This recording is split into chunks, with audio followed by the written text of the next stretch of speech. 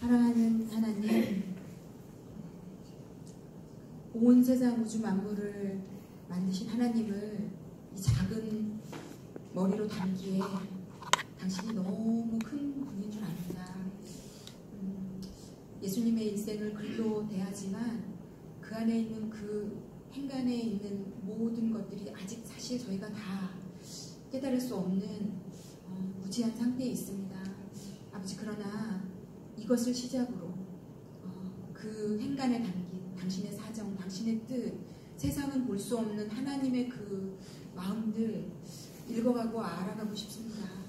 하나님, 저희가 예수님의 십자가에 달리시기 일주일 전을 읽었습니다. 오늘 그 일주일이 저희 영혼에 더 와닿는 시간 되기 원합니다. 우리를 위해, 나를 위해 그 십자가를 선택한 예수님, 일생 우리도 그 예수님 붙들고 따라가는데 이 시작이 작은 기초와 반석이 될 수 있도록 예수님, 오늘도 이 자리에 함께 하셔서 저희를 도와주십시오. 마지막 이 땅을 떠나시며 안타까운 심정으로 제자들에게 가르치셨던 그 당신의 심정으로 오늘 부족하고 연약하고 여린 저희들에게도 찾아오셔서 가르쳐주시고 일러주셔서 저희가 이 세상에서 조금은 눈을 떼서 하늘을 바라보며 하늘을 누리는 삶을 살 수 있도록 예수님 도와주십시오. 오늘도 당신이 저희에게 함께 하시며 가르쳐 주실 것을 기대합니다. 감사합니다. 감사를 드리며 예수님의 이름으로 기도했습니다. 아멘. 제가 끝나고 잊어버릴 것 같아가지고 이렇게 예수님에 대해서 쭉 예수님의 십자가, 옷 하나, 그 쓰실 때 위에 죄패 달린 것 하나, 이런 모든 예수님의 그 마지막 십자가에 담긴 의미를 가지고 어떤 분이 책을 쓰셨는데, 사실 제가 이거는 좀 나이가 지금보다 많이 어릴 때 읽었는데 제가 지금도 가끔 펼쳐보는 책인데 혹시 안 읽어보셨으면 읽어보시라고 오늘 꼭 좀 소개해드려야 되겠다 생각이 들었거든요. 예수가 선택한 십자가라는 책이에요. 이 책은요, 처음부터 끝까지 십자가의 여정만 가지고 책을 쓰셨어요. 저는 책을 읽는 나름대로의 습성이 있는데 어떤 책을 읽어서 그 책이 정말 좋으면 그 저자가 썼다는 책들을 찾아서 같이 봐요. 근데 정말 재미있게도 그 관점에 있어서 정말 탁월하게 어떤 책을 쓰신 분은 그 연관된 책들도 정말 좋은 책들이 사실 많거든요. 그래서 제가 사실 이 쓰신 목사님이 맥스 루케이도라는 목사님인데 사실 이분 책을 되게 좋아해요. 제가 제일 처음 만난 책은 이 책이 아니고 다른 책이었는데 그 책 때문에 이 책을 또 만나게 됐거든요. 그래서 예수가 선택한 십자가, 이 책은요, 예수님이 손에 박히신 못 하나에도 의미를 부여하고요. 그 예수님의 빌라도가 이따가도 나누겠지만 죄패를 쓸 때요, 굳이 3개국어로 써요. 유대인의 왕이라는 얘기를 안 달아도 되는데 그걸 다 알겠다고 얘기하고 그 대제사장들과 그 사람들이 막 반대해요. 그냥 지가 자칭 왕이라고 그랬는데 왜 그렇게 다느냐, 우리 왕 아니다. 그런데 빌라도가 십자가에까지는 넘겨주지만 그건 꼭 해요. 그러면서 나는 내가 할 것을 했다, 이렇게 얘기해요. 그래서 로마말, 헬라말, 히브리말 3개 언어로 유대인의 왕이라고 예수님 위에다가 써줘요. 그러니까 너희들이 죽이고 싶어서 내가 넘겨는 주지만 내가 생각할 때 그는 이런 사람이다. 그리고 당시 그 유대 땅에 이방인들, 헬라인들, 로마인들 정말 많이 와 있었잖아요. 당시 적어도 예루살렘에 와 있던 사람은 못 보는 사람이 없게 그 모두가 알 수 있는 언어로 이렇게 쓰거든요. 그것에 담긴 의미부터. 근데 되게 감동이 돼요. 이게 약간 그 작은 것을 확장시키시는데 엄청 탁월하세요. 그래서 제가 이번에도 이 마지막 예수님 길을 하면서 이걸 쫙 한번 다시 펴서 좀 읽었거든요. 그래서 너무 은혜가 돼서 혹시 좀 아마 여기서 그냥 문자적으로 막 읽으셨던 분들은 이걸 읽으시면 아마 영적으로 또 감성적으로 막 은혜가 굉장히 되실 수 있지 않을까, 이런 생각이 들어서 소개해드립니다. 자, 아까도 말씀드렸던 것처럼 저희 교재 211쪽을 펴시면요, 저희가 이제 지난 한 주 내내 읽었던 게 요 과정이거든요. 교재 211쪽을 보시면, 저희가 지난주 내내 읽었던 것이 예수님의 마지막 일주일입니다. 마지막 일주일에서 딱 십자가에 달리시는 지점까지 저희가 읽고, 이제 내일부터 무덤에 들어가시고 부활하시고, 오늘부터 이제 그 부분에서 사도행전으로 넘어가서 초대교회가 막 이루어지고, 막 이 순간뿐 이것이 막 계속 진행이 되거든요. 그래서 오늘은 요 일주일을 성경의 요 일주일이 신약 성경의 반까지는 아니지만 어마어마한 분량이 예수님의 일주일에 다 있다는 걸 특히 이번에 생각하게 되고, 특히 요한복음은 거의 9장인가 10장 이후로는 거의 이 마지막 부분이 21장까지 다 나와 있는, 그리고 예수님의 수제자였던 요한이 그 요한복음에만 마지막에 다락방에서 했던 그 너희는 내가 가니 근심하지 말라, 뭐 나를 믿으니 또 하나님을 믿으니 나를 믿으라, 뭐 성령을 보내주겠다, 이런 아주 디테일한 얘기들이 다 그 다락방 마지막 감람산 요때 다 나오거든요. 그래서 성경의 주옥 같은 메시지들은 대부분 요 일주일에 이루어졌다고 보시면 됩니다. 그런데 나중에라도 누구에게라도 이런 얘기를 들으실 수 있을 거라서 한 가지 짚고 넘어가는 것은요, 예수님의 이 일주일의 구성에 대해서 사실은 신학자들 사이에도 의견이 정말로 많이 분분합니다. 그래서 딱 세 가지만 통일되게 다 만장일치로 승인한 그 날은 어떤 날인가 하면요, 일요일에 예수님이 예루살렘 성에 입성하세요. 일요일에. 요거는 다 공통으로 동의합니다. 일요일에 예루살렘에 입성하시고 막 호산나 막 가지를 들고 막 흥분하고, 예수님이 이제 예루살렘과 베다니를 계속 왔다 갔다 하면서 성전에서 가르치셨다가 베다니로 또 치고 빠지셨다가 이런 일을 하시다가 목요일에 이제 하시고 금요일에 체포가 되시는데, 금요일에 체포되신 것은 다 동의해요. 6월절 만찬을 언제 먹었는지조차도 이 사복음서를 엮을 때 무슨 요일이다, 언제 했다고 날짜를 안 적어놨기 때문에 요 사복음서를 엮어도 다른 날짜들은 조금 좀 의견의 일치가 안 되는 부분이 있습니다. 그런데 일요일날 입성하신 거랑 금요일 새벽에 체포되신 거랑, 그래서 9시에 십자가에 달리셔서 오후 3시에 돌아가세요. 6시간 딱 십자가에 있다 돌아가시거든요. 그것은 뭐 빼도 굽다도 못할 증거기 때문에 새벽에 체포되시고 안나스 가시고 가야바 집 가시고 빌라도한테 가시고 9시에 정말 이 예수님의 금요일 새벽은요, 다른 사람이 한 3일치를 그 새벽에 정말 속전속결로 어떻게 이렇게 한 사람을 십자가에 처형하고 달기까지 어떻게 이런 일들이 다 이루어졌을까가 정말 신기할 정도로, 이따가도 자세히 나눠드리겠지만, 그래서 오늘은 되게 꼼꼼하고 자세히 짚어갈 거거든요. 마치 우리가 예수님의 일주일에 있는 것처럼. 그래서 이 일요일과 금요일과 부활하신 주일, 딱 요 세 가지만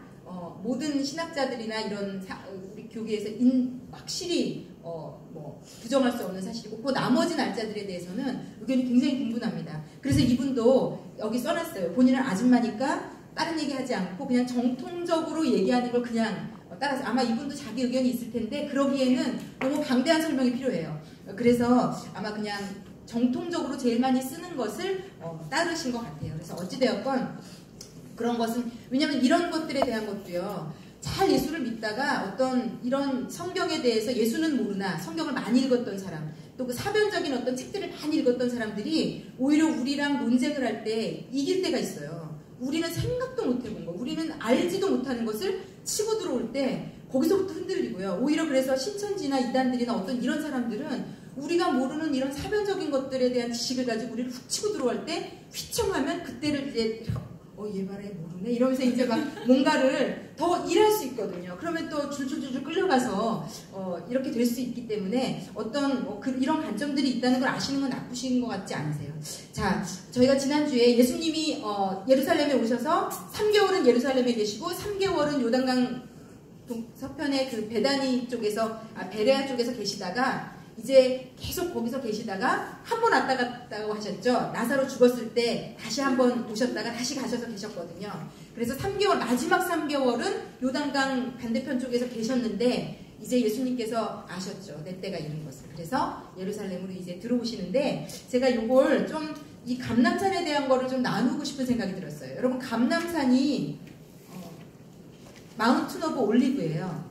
저희가 올리브 교회라고 보냈더니 중국에 있는 저희 윤일성 선교사가 그걸 찾아봤나 봐요. 그러더니 그러면서 담임 목사님에게, 그러니까 우리 교회 이름이 감남교회인 거냐고.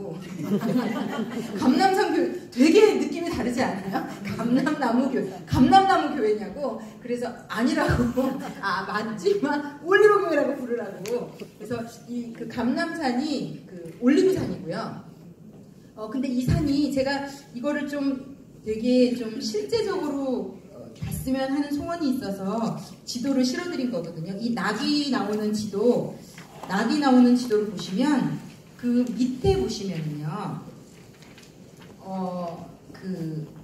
여기 마운트 오브 올리브스라고 써 있어요. 이게 왜 올리브스라고 써 있냐면 이 산이 봉우리가 3개고요. 좀 커요. 아주 높고 크고. 그래서 예수님 이 위에 보면 베다니가 나사로 있는 곳이고 예수님이 여기에 많이 계셨어요. 특히 돌아가시기 전에는 예루살렘에 계시다가 어디로 이동하셨다고 나오는 데는 다 베다니예요. 그래서 이 베다니가 예수님에게는 되게 예루살렘 쪽에 오시면 근거지처럼 묵으시는 곳이고 또 나사로도 있고 마리아도 있고 예수님의 친분이 있는 사람들은 이 베다니에 다 있거든요.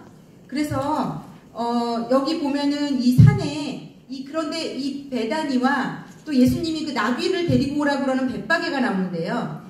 이게 다 감람산에 걸쳐 있어요. 감람산이 지대가 넓기 때문에 동남쪽에 베다니가 걸쳐 있고 동쪽 편으로 조금 더 오면은 벳바게라는 도시가 걸쳐 있고 그리고 마지막으로 겟세마네 동산이 이 감람산 끝자락에 있어요.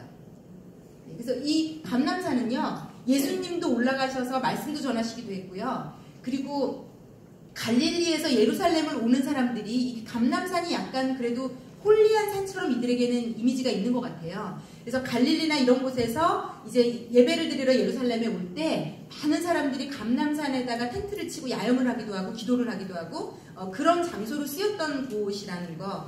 그리고 감람산이 또 저희에게 영적으로 또 여러 가지 장소적으로 또 의미가 있는 것은 예수님이 마지막 돌아가시기 전에 이 감람산 강론이라고 해서 마지막 이 세대의 마지막에 일어날 재난의 징조에 대해서 마태복음 24장 25장에 얘기를 하시고요.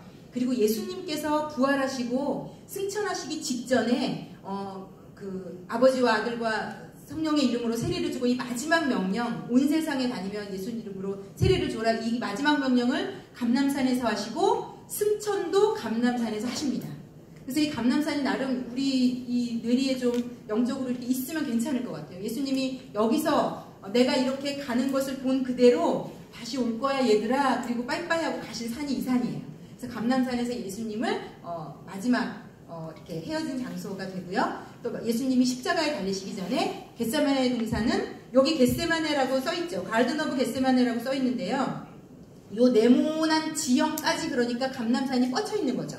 그러니까 감람산이 이렇게 지대가 넓고 크다 이렇게 이해하시면 될 것 같아요.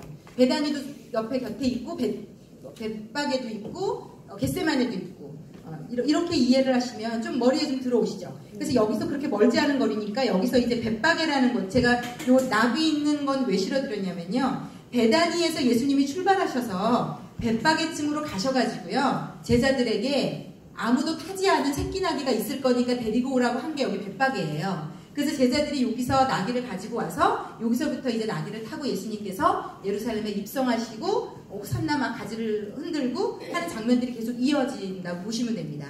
이것을 현실 지도라기보다 좀 더 좀 지도다운 지도에서 보려면 여기서 한번 보시면 돼요. 제가 여기서 좀 보시도록 도와드릴게요. 우리 헤롯 영토 3개로 나눈 지도 나눠드린 거 있잖아요. 제가 하여튼 좀 어떻게든지 저희가 3D로 갔으면 좋겠고요. 이렇게 공부를 막 하시고 나면요. 아마 제가 볼 때 성지순례 언제 저희 교회도 가지 않겠습니까? 가셨을 때 되게 생생하게 좀 생각이 나실 것 같아요. 아 여기가 예수님이 여기서 이랬다는 거구나. 여기서 이러셨구나. 좀 우리도 이제 그런 소망을 좀 가지시고 좀 그래서 제가 좀 자세히 해드리는 건 나쁘지 않겠다 이런 생각이 들거든요. 여기 지도에 보면 유대라고 되어 있고 예루살렘 보이시죠? 그리고 베다니가 예루살렘보다 좀 밑쪽에 위치해 있죠. 벳바게는 어디에 위치해 있다고 보시면 되냐면요. 이 예루살렘과 베다니 사이에 있다고 보시면 돼요. 벳바게가 제가 지도를 있으면 사다 드리려고 했는데 이렇게 크고 유명한 도시가 아니라서 지도에 점 찍어준 데도 잘 없더라고요. 그래서 그냥 그렇게 보시면 됩니다. 제가 저희 신약 내비게이션에서 보니까 이 책 199쪽에도 지도가 나와 있는데 사실 조금 점 찍은 위치가 잘못되어 있더라고요. 그래서 제가 이 지도를 보라고 말씀드리는 거거든요. 여기 199쪽에 나와 있나요? 네, 199쪽에 나와 있네요. 199쪽에 보면 예루살렘 위쪽에 베레아가 있다고 찍혀 있거든요. 그러니까 베다니가 이런 거는 좀 아시면 괜찮을 것 같아요. 베다니는 예루살렘 밑에 있습니다. 위쪽에 있습니다. 이 지도가 잘못 찍힌 거예요. 네. 밑에 있어요. 있어요. 예, 베다니가 밑에 있어요. 여기 지도를 보시면 밑에 있죠. 제가 다 찾아봤어요. 밑에 있는 게 맞고요. 그리고 그 베다니는 베세다는 그 벳박에는 그 바로 중간 위치에 있습니다. 그래서 이 지도는 그냥 편의상 점을 찍느라고 조금 이게 잘못된 것 같아요. 그래서 그렇게 이해하시면 될 것 같아요. 이게 잘못된 거지. 네네, 베다니가 더 예루살렘 위쪽에 있다고 이해하시면 되고요. 네. 자, 그러면 성경을 펼쳐셔서 저희 예수님 이제 마지막 그 예수님께서 계속 그 예루살렘 입성하시고 아마 바리새인들이 엄청 그때 이제 6월절을 준비하기 위해서 거의 이제 전 세계 디아스포라 사람들이 다 예루살렘에 와 있을 때 제가 예루살렘에서 예수님께서 십자가에 달리신 지점과 시점이 너무 재미있다는 생각을 했어요. 제가 읽으면서 유독 정말로 많은 사람들이 예루살렘에 들썩들썩 들끓을 때고요. 예수님의 소문을 오병이어 사건부터 사람들이 다 들은 백성들이 많이 있고요. 그때 이제 예수님께서 들어온다는 소식을 듣고 아마 너도 나도 한 번도 못 본 뭐 근동 다른 지역에서도 예수님에 대해서 소문을 들었을 거 아니겠어요? 되게 궁금했을 것 같고요. 정말 예수님 구경하러 다 나온 것 같고 이 사람들 영혼 안에 있는 무언가 그 예수님에 대한 어떤 그런 것들이 딱 예수님을 향해서 환호하게 하지 않았나 싶습니다. 그리고 예수님께서 화요일이나 수요일 추정될 때부터 이제 성전을 드나들면서 가리키면서 계속 그 바리새인, 사두개인, 율법학자 당시의 모든 사람들의 공격을 마지막으로 다 받아내시거든요. 제가 이걸 읽으면서 이 사람들 정말 대단하다. 그리고 제가 지금 같이 짚어갈 텐데 이 사람들은 믿어지지 않아서 자꾸 표적을 보여달라 그러고 믿어지지 않아서 증거를 대려고 하는 게 아니라 이제는 믿고 싶지 않구나. 이미 믿지 않기로 결론은 내렸고요. 그 다음부터 따져 들어가는 거예요. 그래서 왜 성경에도 보면 믿지 않는 자들하고 논쟁하지 말라고 하거든요. 사실 논쟁은 아무런 선을 못 이루는 것 같아요. 근데 예수님께서 거의 깔끔하게 당시에 존재하는 모든 계파들을 다 KO를 시키시고 그리고는 십자가에 달리세요. 제가 이것도 너무 아이러니한 거예요. 정말 예수님은 한치의 틀어짐도 없이 죽으러 오신 그 길을 열심히 최선을 다해 끝까지 걸어가셨구나 그런 생각이 들었거든요. 자, 마태복음 21장부터 한번 좀 짚어가 보겠습니다. 마태복음 21장 이게 사복음서에 거의 다 나와 있는데 마태복음이 제일 자세히 그리고 한두 장에 걸쳐서 쫙 나와 있는 것 같아요. 21장에 보면 이제 예수님께서 오시고 백성들이 난리가 난 걸 보니까 거기 여러분들 꼼꼼히 읽으신 분들은 어떤 성경에서는 바리새인들이 예수님께 얘기해요. 제자들 시켜갖고 저 사람들 좀 조용히 시키라고. 그랬더니 예수님이 이 사람들을 조용히 시키면 어떻게 할 거라고 얘기하셨는지 기억나세요? 돌들이 소리를 지를 거라고. 내가 이 사람들을 조용히 하게 하면 이렇게까지 얘기하고요. 그러니까 바리새인들이 다 듣고 지금 굉장히 위기감에 있으면서 예수님을 빨리 처형하지 않으면 큰일 나겠구나. 그래서 이 사람들을 보내기 시작한 겁니다. 그러면서 23절에 보면 자 어떤 무리가 이제 처음 예수님을 찾아오냐면요. 누가 찾아왔다고 돼 있죠? 네, 대제사장과 백성의 장로들이 제일 먼저 나와서 예수님을 이제 꼬투리를 잡으려고 묻습니다. 무슨 권위로 네가 무슨 권위로 이런 일을 하느냐? 또 누가 이 권위를 주었느냐라고 묻습니다. 그런데 예수님이 대답을 하지 않고 질문을 하세요. 나도 한 말을 너에게 물으리니 너희가 대답하면 나도 무슨 권위로 이런 일을 하는지 이르리라. 요한의 세례가 어디로부터 왔느냐? 하늘로부터냐 사람으로부터냐? 라고 물으세요. 예수님이 이게 이 사람들하고 말싸움하려고 그러신 게 아니에요. 예수님은 이게 진짜 중요하신 거예요. 얘들아 요한이 어디로부터 왔니? 라고 물는 거예요. 너희가 생각할 때 사람으로부터냐 하나님으로부터냐? 그런데 이 사람들이 머리를 굴려요. 사람으로부터라고 하면 요한을 선지자로 여기니 백성들이 들고 일어날 수 있고 그래서 뭐 하늘로부터라고 하면 어찌하여 세례 요한을 믿지 아니하느냐고 할 것이고 예수님이요. 사람들로부터라고 하면 모든 사람 때문에 무서워서 예수께 대답하되 이르되 우리가 알지 못하노라 하니 예수께서 이르시되 나도 무슨 권위로 이런 일을 하는지 너희에게 이르지 아니하리라. 왜 예수님께서 대답하지 않으셨냐면요. 그때도 제가 한 2주 전에도 말씀드렸지만 예수님 전에 사인으로 누구를 반드시 만나야 되냐면 엘리야를 대신해서 오는 세례 요한을 만나야 돼요. 그래서 누구든지 예수님을 하나님으로 연결시키는 사람은 세례 요한이 하늘에서 온 자라고 믿게 되어 있습니다. 세례 요한을 부정하면 결국은 그 뒤에 온 예수님도 구약 성경에 의한다면 부정하는 게 돼요. 그러니까 예수님은 그들의 마음을 먼저 찔러보신 거예요. 너희 세례 요한은 누구라고 여기느냐. 세례 요한에 대해서 명확하지 않으면 예수님에 대해서 백날 설명해도 또 제자리예요. 그래서 늘 구약을 믿고 구약을 달달달달 꿰는 이들에게 엘리야로 이름으로 왔던, 하나님 구약에 예언했던 엘리야로 왔던 침례요한을 먼저 물어보신 겁니다. 그런데 이들이 여러 가지 머리를 굴려서 모른다고 하자마자 예수님 여기다 대고 더 얘기하실 필요 없는 거죠. 그러면 나도 무슨 권위로 일하는지 모른다라고 대답하시고 이들이 그냥 진 거예요. 어쨌든 대답상으로는 더 이상 할 말이 없는 거예요. 그래서 물러가고요. 그 다음에 나타난 그룹이 누구냐면요, 22장으로 넘어가시면요, 15절에 누가 나와서 또 묻죠? 네, 바리새인들이 이제 몰려가서 여기에 목적들까지 다 나와요. 어떻게 하면 예수를 말의 올무에 걸리게 할까 상의하고 자기 제자들을 누구랑 보낸다고요? 헤롯당으로. 여러분 조금만 생각해 보시면 아시겠지만 바리새인과 헤롯당원은 같은 자리에 있을 수 없는 사람들이에요. 헤롯당원은 누구예요? 헤롯을 지지하는 사람들이잖아요. 그리고 바리새인들은 자기네 나라의 사람도 아니고 왕도 아닌 사람이 와서 왕이 되어서 자기들을 압제하고 괴롭히는 헤롯에 대한 적개감이 정말 많고요. 바리새인들은 특히 그 앞장에 서 있다고 보시면 돼요. 그런데 예수님을 잡는 데 있어서는요, 이들이 물불을 가리지 않아요. 나중에 빌라도하고 헤롯도 원래는 원수였는데 친구가 되었다고 나오거든요. 이게 지금 예수님 잡아 죽이는 일에 이 모든 계층들이 하나가 되는 아이러니하면서도 재미있는 상황들이 지금 벌어지고 있는 겁니다. 그래서 자기 제자들하고 헤롯 당원들하고 함께 보내서 선생님 우리가 안 오니 당신은 참되시고 하여튼 뭐 하고 나서 당신의 생각에는, 이런 쓸데없는 얘기를 되게 많이 했네요. 당신의 생각에는 가이사에게 세금을 바치는 것이 옳으니까 옳지 아니하니까, 가이사에게 바치라고 하면 그 우상을 섬기는 나라에 세금을 바치는 거 왜 허락하느냐, 그리고 바치지 말라고 하면 헤롯 당원들 왜 데리고 갔겠어요. 바치라고 하면 자기들이 시비 걸면 되고요, 바치지 말라고 하면 세금 걷어야 되는 헤롯의 당원들이잖아요.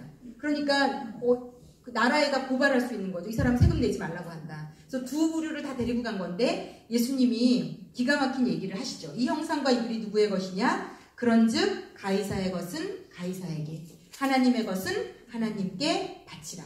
그랬더니 이 두 무리가 이 말씀을 듣고 놀랍게 여겨 예수를 떠나가니라. 그래서 요 바리새인 제자들과 헤롯 당원들도 예수님이 이기세요. 자, 그리고 그 다음에 누가 나타나냐면요, 22장 22절입니다. 지금 다 가서 이제 우리 그런 거 있는 거예요. 편을 먹고 뒤에 이제 쫙 이렇게 줄을 섰는데, 자, 네가 일바로 가. 안 되면 그 다음에 이게 사만이 뒤에 쫙 있는 거잖아요. 근데 이제 두 번째까지 끝났으니까 이제 세 번째 등장해요. 22절에 보면은요, 23절에 보면 부활이 드디어 이제 사두개인들이 등장합니다.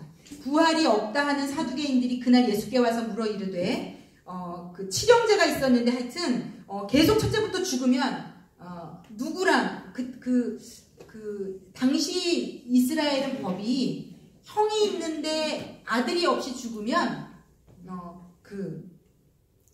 그 아내가, 형의 아내가 동생이랑이라도 잠을 자서 아들을 가져야 돼요. 그러니까 당신은 아들이 없으면 그 형의 명목이 끊어지는 거기 때문에 이런 제도가 있었거든요. 그런데 이제 이 사두개인들은 부활을 믿지 않으니까, 그러면 7형제가 있어서 다 죽으면 그 아내가 계속 결혼했다가 나중에 남편이 7이 되는 건데 천국에 가면 누구랑 부활하면 누구 아느냐. 그랬더니 예수님이 한 큐에 얘기하시죠. 29절에 제가 굉장히 이 구절을 좋아하는 구절인데, 너희가 성경도 하나님의 능력도 알지 못하는 거로 오해하였도다. 부활 때에는 장가도 아니가고 시집도 아니가고, 이건 저희에게도 하신 말씀이죠. 하늘에 있는 천사들과 같으니라. 그리고 하나님은 죽은 자의 하나님이 아니라 살아있는 자의 하나님이다. 이 말이 정말 그렇잖아요. 이 사람들이 우리는 아브라함의 하나님, 이삭의 하나님, 야곱의 하나님, 다윗의 하나님, 이걸 너무 믿고 있는데, 그럼 너희는 죽은 하나님 믿고 있는 거냐? 죽은 자의 하나님이 아니다. 나는 살아있는 자의 하나님이다. 그러면서 그들도 이제 부활한다는 것을 암시적으로 예수님 알려주고 계시는데, 33절에 어쨌든 무리가 듣고 그의 가르치심에 놀라더라. 사두개인도 결국은 이기신 거예요. 그리고 34절에 보면 예수께서 사두개인들로 대답할 수 없게 하셨다 함을 바리새인들이 듣고 모인 거예요. 그들 중에 한 율법사가 예수님을 시험해서 이제 이거는 그냥 서로 대답하고 넘어가는 거고요. 자, 이제 41절에 보면 예수님의 반격이 마지막이자 한 번의 반격을 예수님께서 하세요. 이게 굉장히 재미있는데 바리새인들이 모였을 때 예수께서 그들에게 물으세요. 이제 마지막 예수님이 그들에게 질문하시는 거죠. 너희는 그리스도에 대하여 어떻게 생각하느냐? 누구의 자손이냐? 대답하되 다윗의 자손이니이다. 이르시되 그러면 다윗이 성령에 감동되어 이것이 시편 110편 1절에 나오는 것을 예수님이 인용해서 물어보시는 겁니다. 주께서 내 주께 이르시되 내가 내 원수를 내 발 아래에 둘 때까지 내 우편에 앉아있으라 하셨도다 하였느냐. 다윗이 그 수년 전에 그리스도를 주라 칭하였은지 어찌 그의 자손이 되겠느냐. 이 질문을 왜 하셨냐면요. 예수님이 계속 얘기하거든요. 아브라함의 하나님, 이삭의 하나님, 그러면서 하나님과 내가 함께 있었고, 그러면 네가 지금 나이가 30 몇 살밖에 안 됐는데 네가 아브라함을 보았느냐? 내가 보았다. 이게 말이 되는 것이냐? 근데 예수님이 얘기하는 겁니다. 누구든지 그리스도, 메시아가 오면 다윗의 자손으로 올 텐데 그 다윗의 자손은 하나님이시기 때문에 이 두 가지를 다 가지고 있다는 것을 이 사람들이 인식을 지금 못하는 거거든요. 우리가 알고 있는 유대 땅의 한 가난한 마을의 가난한 목수의 아들로 태어난 네가 어떻게 하나님일 수가 있어가 지금 돌을 들어 치려는 가장 중요한 이슈거든요. 그런데 그들에게 예수님이 다른 것도 아니고 그들이 제일 좋아하는 다윗, 정말 다윗은 이스라엘 백성들에게 있어서 최고로 그들이 따르고 좋아하고 가슴에 새겨진 인물이에요. 그 사람이 했던 또 구약 성경을 끔찍히도 좋아하고 따르는 이 사람 바리새인들에게 시편 110편에 분명히 다윗이 오실 그리스도를 자신의 자손인데 주라고 주님이라고 얘기하지 않았냐. 너희들 이거 어떻게 해석할 거냐. 내가 인간의 몸으로 누구의 자손으로 이 땅에 왔기 때문에 너희가 못 믿는다고 계속 반박하는데 왜 그렇다면 다윗이 자기의 후손으로 날 한 사람을 주라고 불렀느냐라고 대답해보라고 얘기해요. 그랬더니 한 사람도 대답하지 못해요. 그러니까 이들이요 성경을 계속 읽고는 있지만 관념적으로 읽고 있고 제대로 그 하나님의 놀라운 섭리를 깨달을 능력이 없는데 그것을 인정하지 않고 있는데 하여튼 저는 그냥 개인적으로 이렇게 생각이 듭니다. 예수님께서 마지막까지 이런 모든 논쟁을 통해서 건질 자를 건지려고 이들을 대하셨다고 생각해요. 마지막에 이들 안 만나셔도 되고 바리새인들에게 굳이 시편 110편의 다윗의 이해를 인용하시면서 이들에게 얘기 안 하셔도 돼요. 예수님이 내가 할 수 없이 너네 때문에 십자가에 죽기는 하지만 내가 마지막엔 다 이기고 가겠다. 이런 심정으로 지금 모든 계파를 만나시는 건 아니지 않겠어요? 그렇게 볼 때 마지막 이 성경을 죽도록 코박고 있는 이들에게 성경을 인용해서 예수님이 마지막에 할 수 있는 이들의 영혼을 구원할 수 있는 메시지를 최선을 다해 저는 주셨다고 생각해요. 예수님이 마지막에 만난 사람들은 마지막까지 예수님이 기회를 주신 사람들이라고 생각해요. 그런 측면으로 보자면 예수님이 마지막에 가장 오랜 시간 많이 만난 사람이 누군지 아세요? 마지막 돌아가시기 전에 가장 많은 시간을 독대하면서 가장 얼굴과 얼굴을 맞대고 대화를 나눈 사람. 한 사람. 그 빌라도거든요. 자, 그래서 오늘 마지막에는 오늘 빌라도에 대해서 좀 나눠드리고 싶고 영적으로 좀 같이 좀 얘기도 해보고 싶은데 이 예수님의 마지막 행보는요. 누군가를 넘어뜨리기 위한 것이 아니라 누군가라도 들어오게 하시기 위한 하나님의 마음이었다라고 생각이 들어요. 어찌되었던 한마디도 능히 대답하는 자가 없고 이 이유가 정말 재밌어요. 그날부터 감히 그에게 묻는 자가 없더라. 그래서 이것을 끝으로요. 예수님에 대한 신학적인 논쟁은 바리새, 사두개파, 율법학자 모든 사람들로부터 끝났습니다. 그러니까 이들이 성경으로 예수님을 이길 수 없음을 알아요. 그런데 거짓 증거를 해서 예수님을 칠 고소를 꾸미고 그리고 그것을 만들어서 빌라도에게 데리고 가는 겁니다. 그래서 저는 이번에 또 새롭게 이런 생각이 들더라고요. 마지막 순간까지 결국은 예수님께서 이들이 머리로라도 이해할 수 있게 다 해주셨구나. 다 지디겨서 입에다 넣어주셨는데 끝까지 받아들이지 않았구나. 어찌되었건 이분도 예수님이 거의 KO로 이기셨다. 이렇게 이제 표현을 했더라고요. 그래서 이렇게 화요일인지 수요일인지는 예수님께서 이들하고 논쟁하고 이들에게 알려주시고 이러면서 이제 시간을 보내시고요.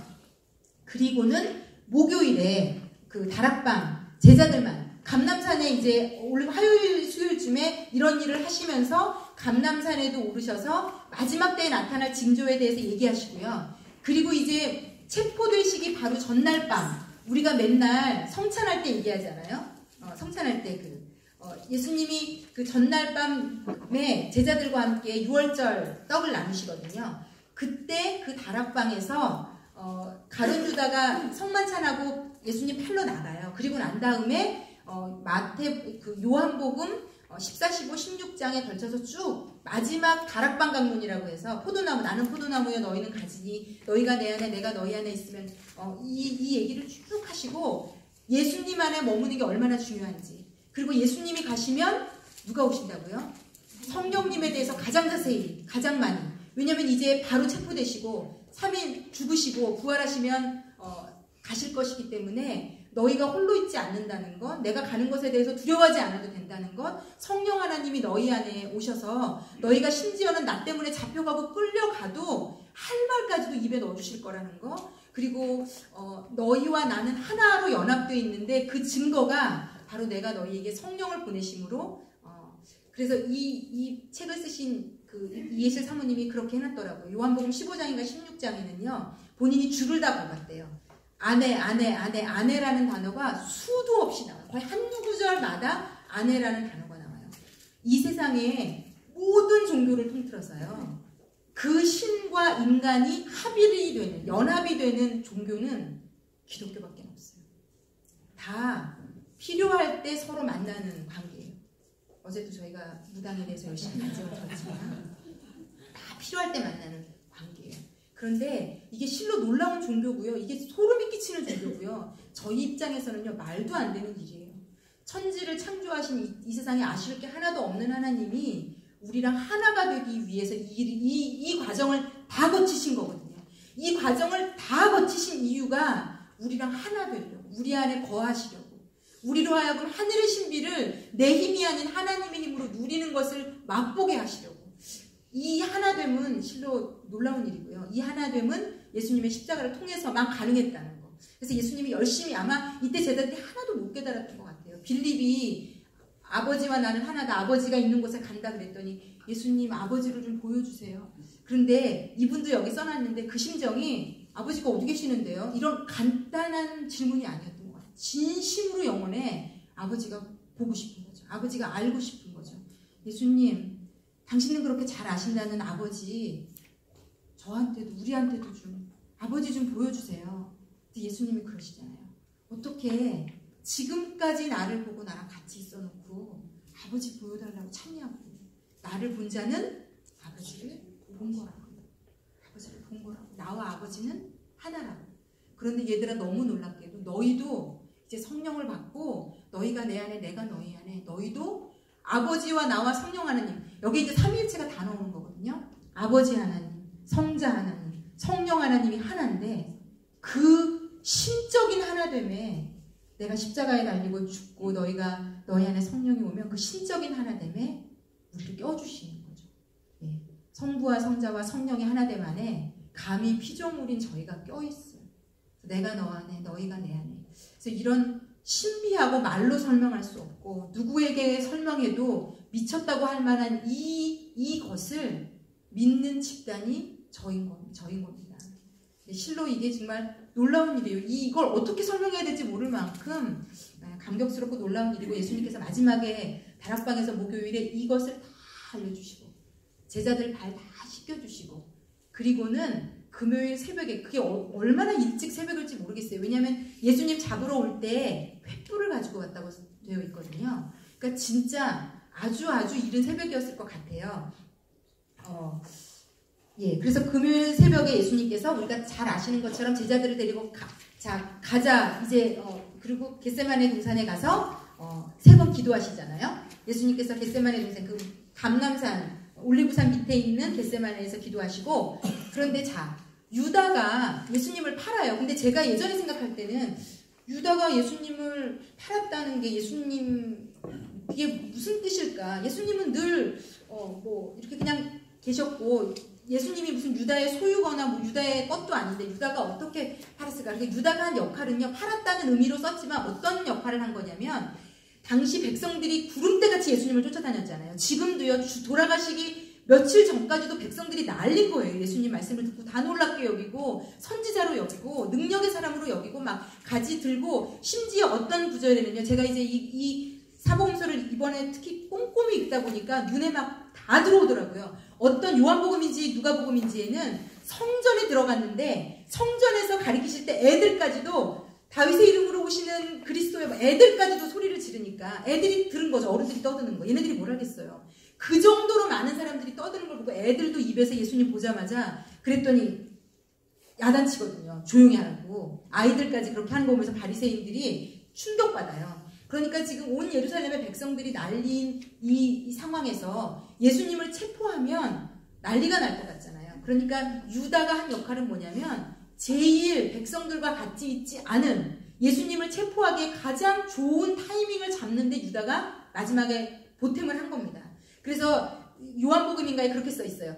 여러 모든 이 금요일부터 잡히시는 것은 사복음서에 다 나와 있어요. 그래서 이것을 순서대로 이렇게 해서 읽으시면 굉장히 재밌어요. 왜냐면 여기 없는 게 여기도 있고 여기 있는 게 여기는 없기도 하고 막 이래요. 그래서 그걸 전체를 모으면 이제 하나가 되는 건데 한 성경이 이렇게 돼 있어요.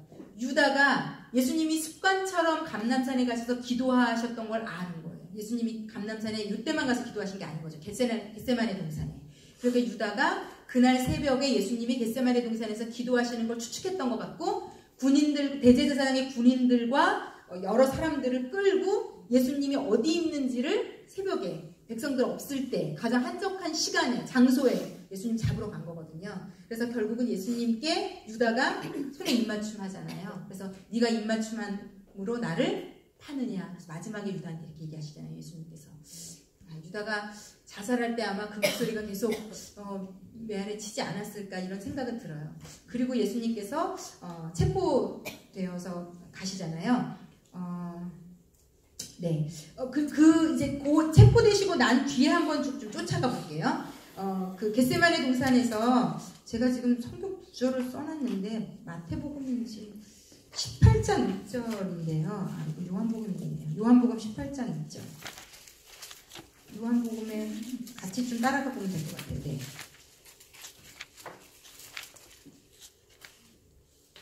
네. 요한복음 18장 1절에 보면은요. 여기는 재밌어요. 그냥 다 겟세마네라고 하면 되는데 그 사도 요한만 기드론 시내 건너편으로 나가시니 그곳에 동산이 있는데 이렇게만 표현했는데 이게 겟세마네 동산이고요. 제자들과 함께 가시니라. 그곳은 가끔 예수께서 제자들과 모이시는 곳이므로 예수를 파는 유다도 그것을 알더라. 유다가 군대와 대제사장들과 바리새인들에게서 얻은 사람들을 데리고 등과 횃불과 무기를 가지고 그리로 오는지라. 예수께서 그 당할 일을 아시고 나아가 이르시되, 예수님이 먼저 나아가서 얘기하시는 거예요. 이걸 자세히 읽으면요 정말 재밌는 것 같아요.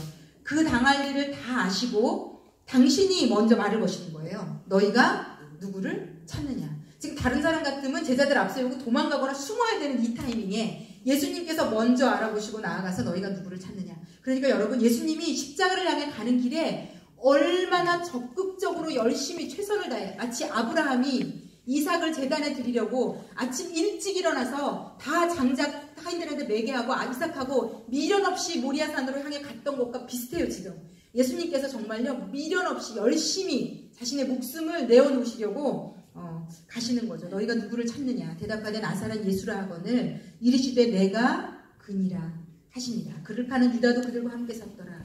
예수께서 여기 그런데요 요한복음에만요 되게 재미있는 장면이 나와요. 6절부터 예수께서 그들에게 내가 그니라 하실 때에 그들이 물러가서 땅에 엎드러지는지라. 이에 다시 누구를 찾느냐고 물으신데 그들이 말하되 나사렛 예수라 하거늘 예수께서 대답하시되 너희에게 내가 그니라 하였으니 나를 찾거든 이 사람들이 가는 것은 용납하라 하시니 이는 아버지께서 내게 주신 자 중에서 하나도 잃지 아니하였사옵나이다 하신 말씀을 응하게 하려 함이로라. 그러면서 베드로가 이제 제사장의 대제사장 종의 귀를 베고요. 그 이름이 말고라는 것은 요한복음에만 나와 있고요. 그리고 예수님께서 이제 잡혀가세요. 근데 여기 6절에 보면 요한복음에만 예수께서 그들에게 내가 그니라 하실 때에 그들이 동시에 물러가서 땅에 엎어졌다고 나와 있어요. 이게 참 놀라운 일인데 어쨌든 문자적으로 완전히 그들이 동시에 다 엎어졌다고 제가 여러